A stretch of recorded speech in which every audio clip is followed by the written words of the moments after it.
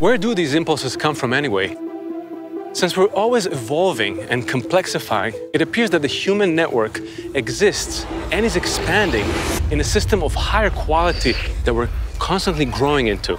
A more inclusive aspect of nature that manages the system below it, much like a brain manages the body and all its organs.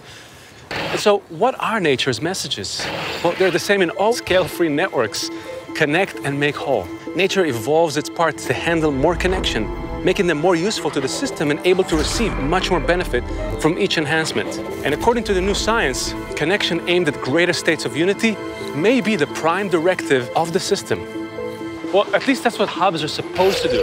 But when they don't, or when they act like nodes, a built-in alarm goes off. Every node feels there's something wrong and demands what's missing. The nodes, the Gentile function, unconsciously sense that development and well-being are being choked off and the whole system's in danger. These responses are autonomic, mechanical. The Gentile function is triggered by the system to send alarm signals, pinging the hubs, like, go to work, do something, we're suffering here. In the human system, this takes the form of demand and anger aimed at the Jews.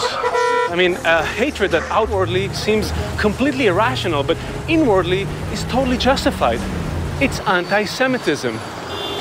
That's what's going on right now. Chaos and planet-wide problems. The fear that we feel for our survival is simply happening because of our inability to keep up with the accelerating global interdependence that we're already into.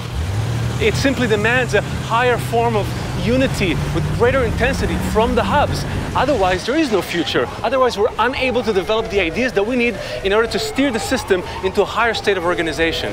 That's what we need to do. So how do we fix that? Let me paint you a picture. Unity is the prime directive. Every time we hit a crossroads, it's immediately met by subconscious system-wide directives to unite. Now, this unity can happen in one of two ways.